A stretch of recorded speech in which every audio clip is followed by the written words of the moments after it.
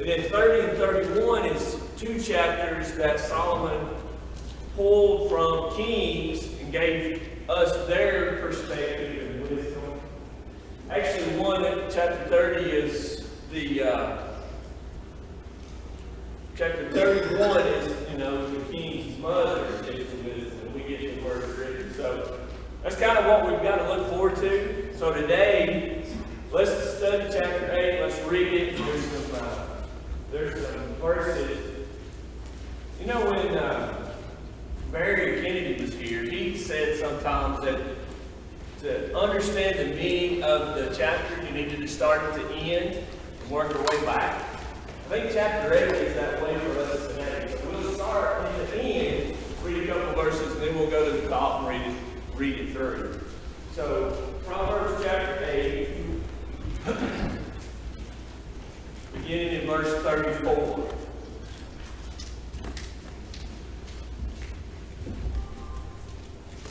Blessed is the man who listens to me, watching daily at my gates, waiting at the posts of my doors. For whoever finds me finds life, and obtains favor from the Lord. But he who sins against me wrongs his own soul, and all those who hate me love death. That's directly talking about wisdom. And as we begin in verse 1, wisdom is going to be called her or she. The whole chapter is talking about the excellence of wisdom. What attributes wisdom has, how good it is to attain it. But notice at the end, the conclusion of everything, he says, Solomon penned the words, you hate wisdom, you love death. What is the death? It's not our physical death, right? It's our spiritual death. Because right before that, it says that if you love wisdom, you love life. That's a paraphrase. That's the life after death, right? Very crucial that we have wisdom in its excellence to understand the knowledge. Any questions or comments so far? Let's back up to verse 1 and we'll read it. Does not wisdom cry out and understand lift up her voice? She takes her stand on the top of the high hill, beside the way where the paths meet. She cries out by the gates, at the entry of the city, at the entrance of the doors. To you, O men, I call, and my voice is to the sons of men. O you simple ones, understand prudence, and you fools, be of understanding heart. Listen, for I will speak of excellent things, and from the opening of my lips will be right things. For my mouth will speak with truth. Wickedness is an abomination to my lips.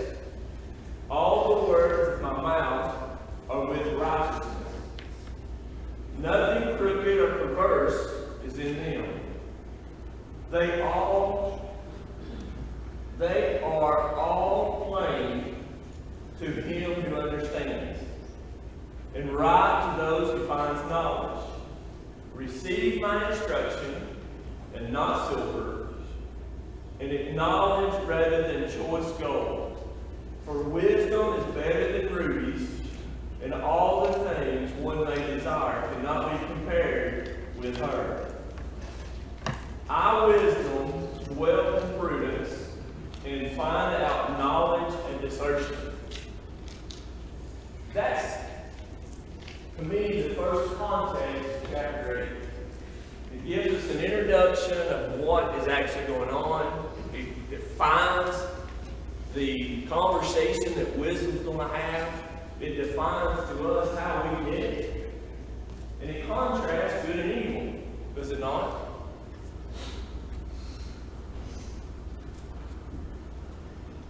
So verse 6, listen, for I will speak of excellent things, and from the opening of my lips will come right things, or correct things.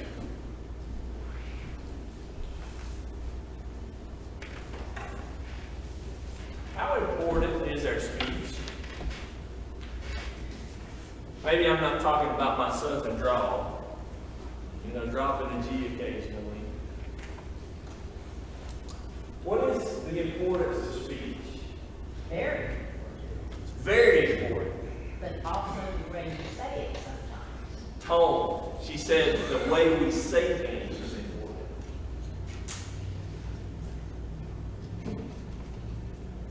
It's important the way we talk, but is it not important the way we live? It is, right? Because we take actions on the words or the thoughts. But more importantly, Solomon is teaching us to have the right actions, the way of life. Because our words are going to be the cause of our way of life, right? So if we are in a situation that we are learning wisdom, and then we learn understanding, we learn knowledge, and we attain wisdom, the analogy that Solomon's drawing here, everything that comes out of our mouth is going to be good and right. Because we're always thinking about doing the right thing for God. Does that make sense? That's what Solomon's teaching. Did Solomon's actions always portray that? No, or we wouldn't have Ecclesiastes, right? Solomon gave us the way to walk in the world, to be part of the world, but not be of the world. Right? So, verse 7, for my mouth will speak truth. Wickedness is an abomination to my lips. What's an abomination? What's an abomination?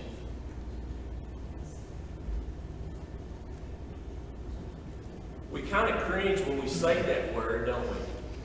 It's not good. It's directly opposite of excellent. Directly opposite of God.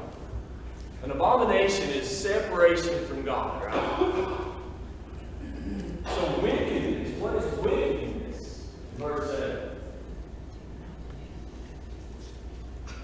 Separation from God, right? So God is, through Solomon's pen, is saying, you have to speak the truth always. Is it easy to tell the truth? Is it easy to tell a lie? What do you think? It's easier to tell the truth, I think. I agree. He said it was easier to tell the truth. I ain't smart enough to remember what I said, so if it's true, it's always going to be true.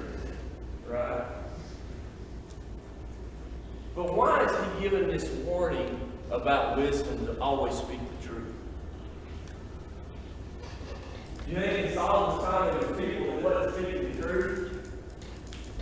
You think they were wicked people? Do you think today this applies to us? Is there people in the world not speaking the truth? But he says, we did a study a couple years ago on the word all. Look at verse 8. All the words of my mouth are with what? Righteousness. So what does the word all encompass? Everything. Come on. All encompasses everything. So every word that comes out of your mouth should be what? Righteousness. That's what the text says. Let me read it this way, not to do any injustice or take away or add to. I think it'll help us to understand. All the words of my mouth are with God. That's exactly what Solomon's teaching, right? Everything we say should be righteous. And right to those who find knowledge. Receive my instruction, and not silver, and knowledge rather than choice gold. Is it wrong to have gold and silver? It's not. The Bible teaches the love of money is wrong. When you put that above God, that's where it comes wrong. But Solomon is saying that we should have wisdom, instruction, and knowledge before choice gold. Which did Solomon get first, riches or wisdom? Wisdom. He prayed for wisdom, right? A byproduct of his wisdom was gold and silver. So how do we apply verse 10 today? How do we live in Crossville, Tennessee, surrounding areas in 2023 to receive my instruction, not silver, and knowledge rather than choice gold? For wisdom is better than rubies, and all the things one may desire cannot compare with her. So how do we apply that today? You know, last week I told you that Brian and I taught this at a high school level, and we emphasized every week, how do we apply that today? How do you take that to school? How do you take that to... So I think it's important for us to apply today. So how do we do that? It has to begin with study. We have to open the Word. We have to be able to say, you know, Brian's not doing right in this situation. The Bible is already talking about is I've got to be willing to change. I've got to have a soft heart. I've got to be able to say to anyone what's different about it. Do they see that?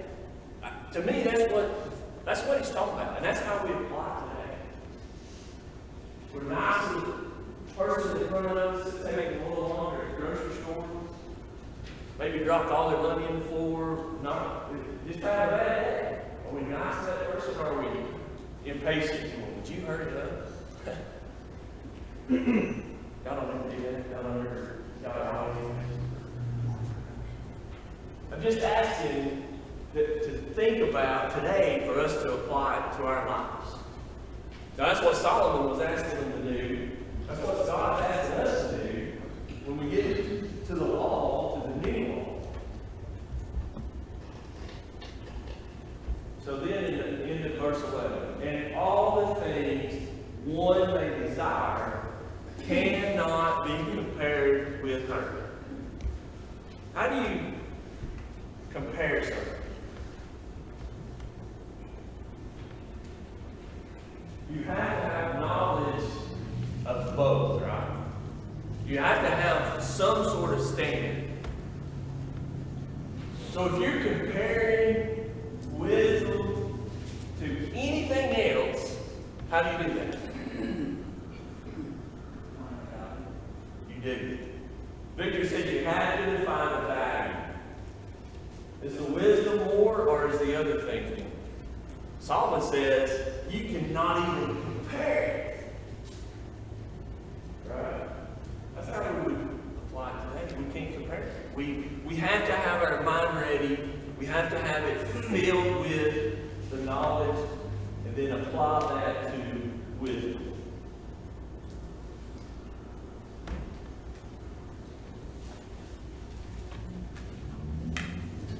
So that's the first part of the context in chapter 8. And then it kind of is, in this context, I wisdom dwell with prudence and find out knowledge and discernment. How do you dwell in something? What is dwell? Consumed by. We dwell in our home. We're there all the time. That's where we live. Where do you dwell? Crossville, right? It's in us. It's how we're defined. What's your address, Tommy? Don't tell me. But if somebody asks you what your address is, what's Tommy going to say? That's where I dwell. That's it. He's going to give me the address. That's how we associate things. I wisdom dwell with prudence. What's prudence? I don't use that word a lot. What is prudence? Discretion. So what's the difference between assertion and knowledge? Because prudence is being able to distinguish, right? Well, I think we all know the difference between knowledge and wisdom. Knowledge comes by observation, example, or study, and then experience, and then discretion seems to be the best byproduct of wisdom oftentimes. And we may know the answer, or we may be able just to go and put so-and-so right in his place. But the discretion says, no, let's be kind, let's try another way of being gentle. Yeah. And that discretion gives you that. Where in verse 12 there, and I forget where this came from, an old course years ago, that word knowledge there is not so much book learning, but rather for the witty inventions that come from somebody who has a high intellect, but not really any discretion about applying it. And as a result, you wind up getting that witty invention or something which can prove to be a form of evil in its own way. And that goes back to the first chapter there, almost exact that words, like third or fourth verse or something in the first chapter. It talks about the young man having the knowledge and discretion. Yeah. Did everybody hear that? I'll try to summarize it if you did. He basically said assertion and prudence is an application or a byproduct of the knowledge, of the wisdom, excuse me. And the knowledge here is not necessarily book knowledge, but it's like maybe inventions that we get could be for evil. But there's a lot going on when you think about prudence, being able to be wise enough to make those decisions. You got to be kind and loving. Although we know the knowledge and we know how to put so-and-so in his place instead, we've got to be able to go, how am I kind in this situation? How am I loving?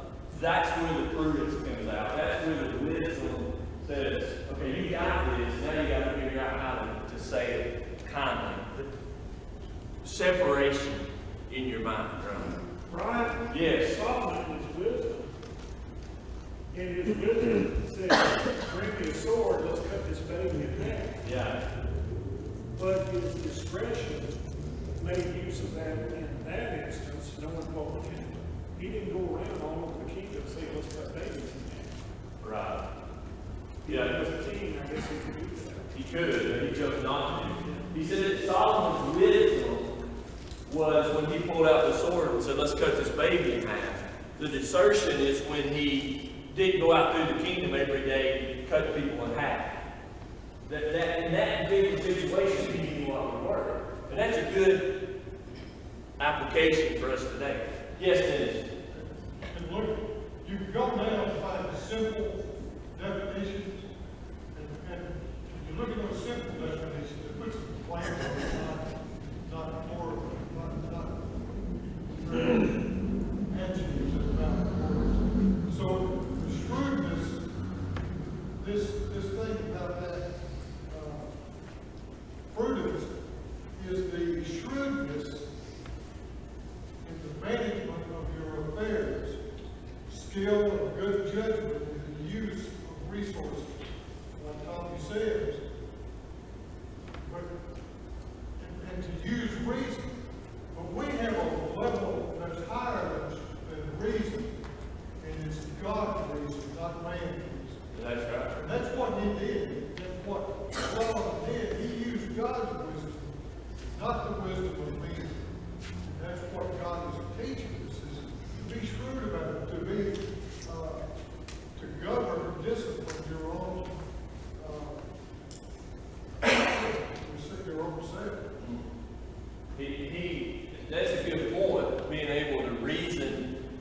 think about and make the changes and use God's wisdom instead of man's wisdom. That's what it's all about. That's it in a nutshell. So look at verse 13. You know, we just talked about prudence, we just talked about instruction, we just talked about insertion. And all this is wisdom being lived. It's coming out in a situation. It's coming out in our everyday life. Notice what 13 teaches us. The fear of the Lord is to hate evil, pride and arrogance, in the evil way, and the preserve. Is that word? Perverse mouth, there it is. I hate. So what's the fear of the Lord? Is to what? Hate evil. You teach your kids not to use the word hate, right? I heard this week, I hate tomatoes. It almost made me cry. I worked with a guy and I said, wait a minute, you can't say that word about tomatoes. We were teasing and went back and forth. But what was he saying when he said, I hate tomatoes? I don't even want to go down to the grocery store aisle if they're on. That's what I hate. Opposite. I don't want to be anything around them. I don't want to see them. I don't want to smell them. I don't want to cut them. I don't want to taste them. I said, well, you're weird, but let's go on. Well, how do we use the word hate? What is hate? Solomon said it's the fear of the Lord. It's to hate evil. Despise it, put it away, don't walk close to it. Completely opposite. We should hate evil. We don't want any part of it.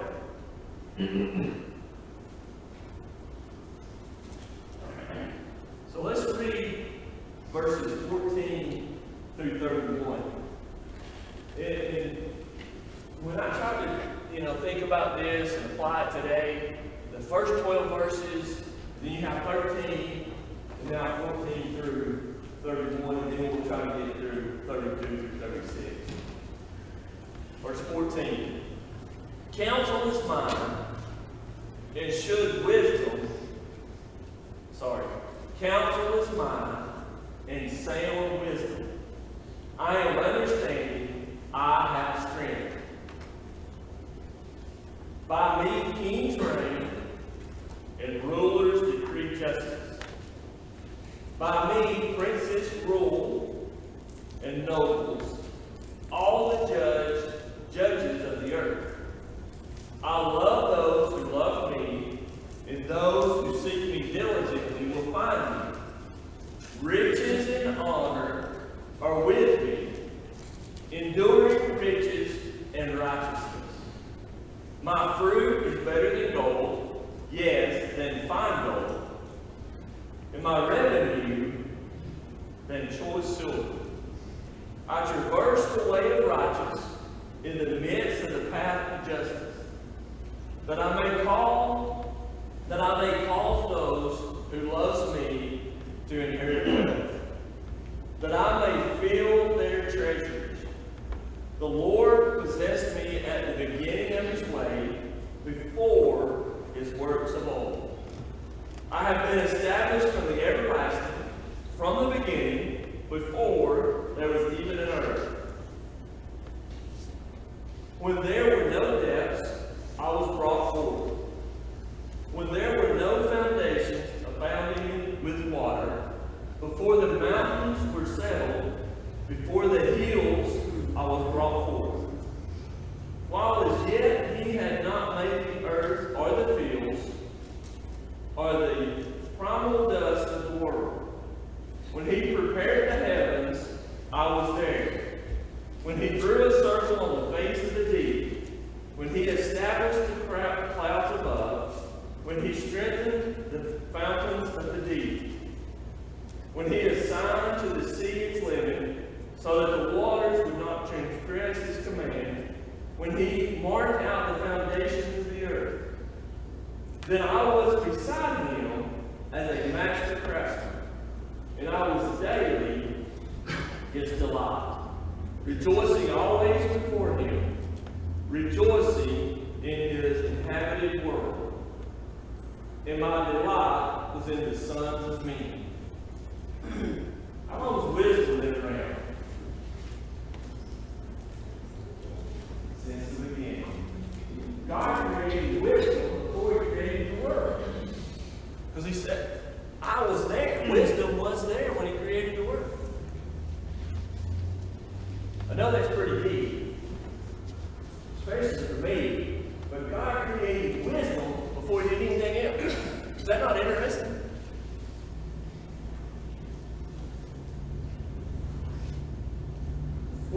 Counsel is mine, and sound wisdom. What is sound advice? What is sound wisdom? We say that. I have some sound advice. I received some sound advice. What is sound? Obviously, it wasn't what happened to my microphone this morning. That was sound. That was a bad sound. Solid.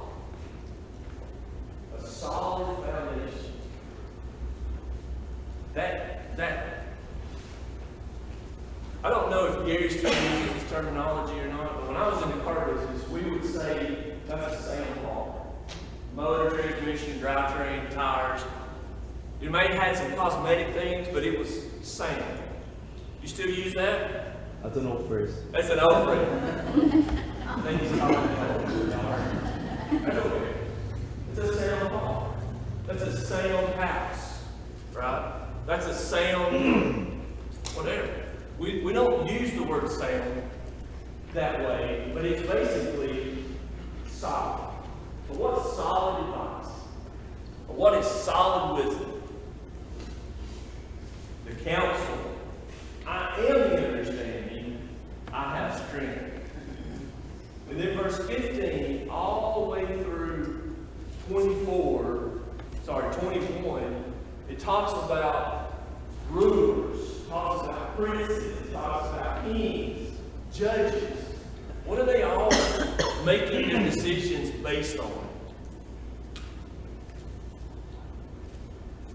Wisdom, right?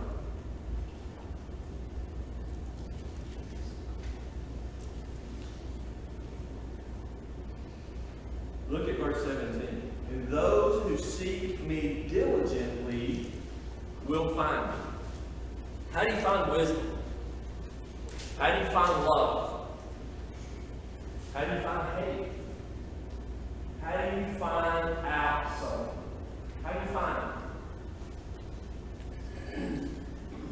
You go looking for it, right? You have to. Where's my car keys? You ever done that? What happens? What happens when you don't have your car keys? Do you stop till you find them? You do? You stop and give up? Keep on going. You keep on going until you find them, right? We have to. There's not a question of, I don't have my car keys today, I'm not going to go to work. How would my employer feel? Hey, can't find my car keys, I won't get in today. How's that going to go over? I've had that phone call. I've had that phone call. Hey, I can't find my car keys, I'll be there as soon as I find them. We look till we find it. So how do we apply that today?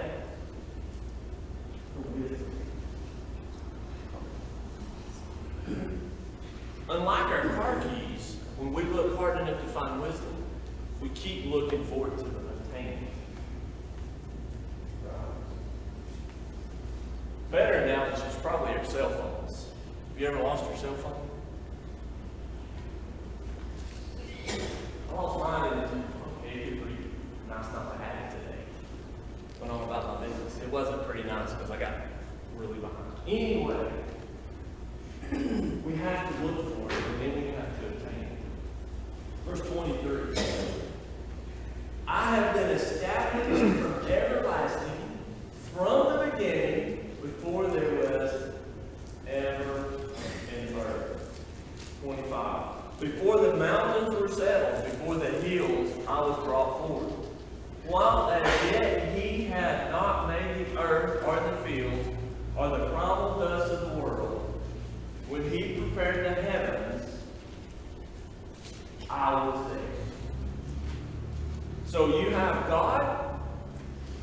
Godhead, the Holy Spirit, the Son, and the Father, they all make the world. And wisdom was there when they created the heavens. That's pretty powerful to me.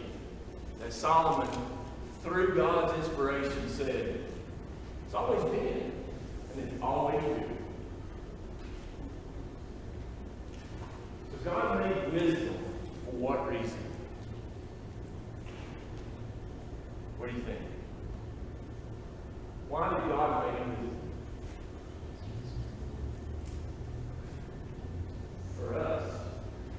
Right? Let's look at the end of the chapter. Why did God make wisdom? Verse 32. Now therefore listen to me, my children, for blessed are those who keep my ways.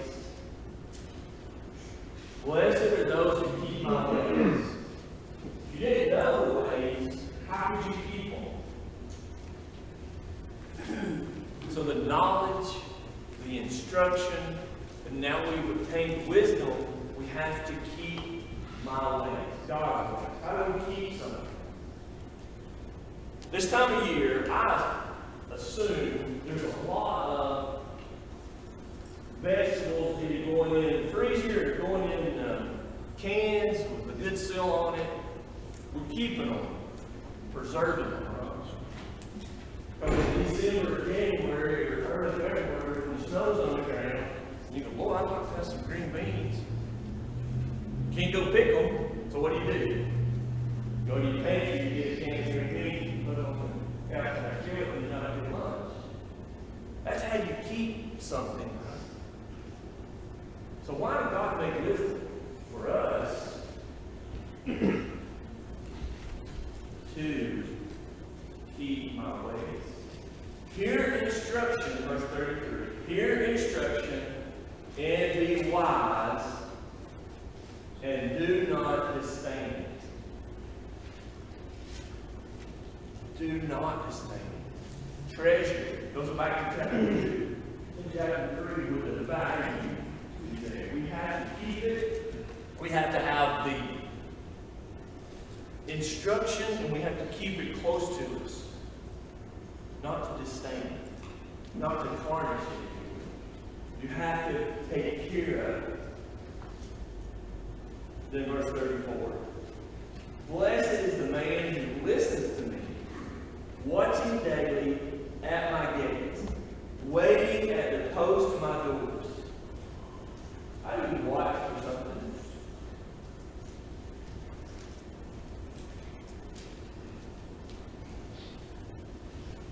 We use the words, I'm excited for something. I'm looking forward to it. That's the language that it's teaching us, right? I want it to come. I want the wisdom. I want the knowledge so I can obtain wisdom. That's what he's teaching us. So why did God make wisdom? For us today. And for generations before and the generations after, if he will.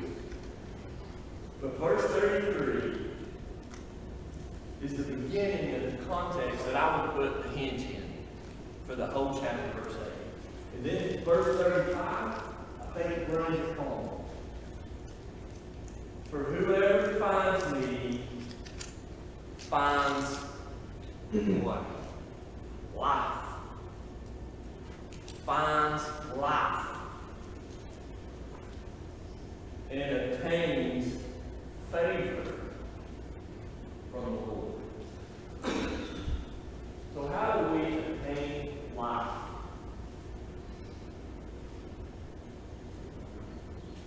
By going after what? By going after wisdom, Victor said. I agree with that. How do we find life? Well, we got to chase it. We got to find wisdom. We got to go get it. Now, God's given it to us, right? But we have to open the pages. We have to put it in our hearts. We have to know it. Goes back to the second question. How do you know that you know? How do you know that? Well, how do you know such and such? You got to have, again, a standard, right? You got to have something to compare it it to. Solomon has spent a lot of time comparing evil and God. Opposites. And now he gets to verse 35 of chapter 8 and he says, if you obtain wisdom, you find life. That's strong, isn't it? Is it that simple? To find wisdom, we find life. I would say yes. Because God's wisdom is that. Now what complicates it is when we start wanting our own opinions. I don't think I like it that way. Then we start justifying how to get our ways to God. But God's way is simple. We've just got to take our pride out of it to do what God wants us to do. Questions, comments? And obtains favor from the Lord. But he who sins against the wrongs, but he who sins against me, wisdom, wrongs his own soul. And those who hate me love death. Again, a strong contrast, right? Life versus death, good versus evil, God versus wickedness. All in 2 short verses. But he who sins against wisdom, or me, the text says, wrongs his own soul. How do you wrong somebody? Well, he wronged me. That is wrong. How do you do that? A million different ways, right? We can think of it. But he who sins against me wrongs his own soul. So who has the decision for your soul? You do. Who has the decision for my soul? I do. When Blake and Maddie were in the house, and now Dan's in their house, I say, I look at it. I would love to take all of them. I told them, I said, I would love to take them. And I would. I'd pick them on, and I would do the same for each one of you in this room. Or if you can hear me online, I would do that. Or on the phone, anybody. If I could pick you up and carry you to heaven, I would do it today. I'd do it right now. But I can't. But you can. Right? You can't carry me, but you can carry yourself. It's exactly what Solomon teaches. Verse 35. Forever who finds me finds life. 36. But he who sins against me wrongs his own soul. That's chapter 8 in a nutshell. Basically, it's teaching good versus evil, wisdom versus not understanding.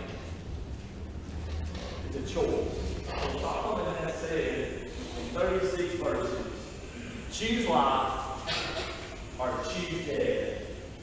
It's your choice. Right? So, any other questions or comments on chapter 8? So, chapter 9, good Lord willing, we'll do it next week. It talks about the way of wisdom. How are you living in wisdom? The way up. And then, y'all think about this. Chapters 10 to 24. I would love to do them chapter by chapter. But I don't know that we'll have time. So, would y'all want to just select certain ones of those 375 Proverbs in those chapters? Talk about those. Or do you want to slow down and do them chapter by chapter and then maybe pick up next quarter? Y'all think about that and we'll decide on it next week. So, because I'm doing it anyway. Thank you very much.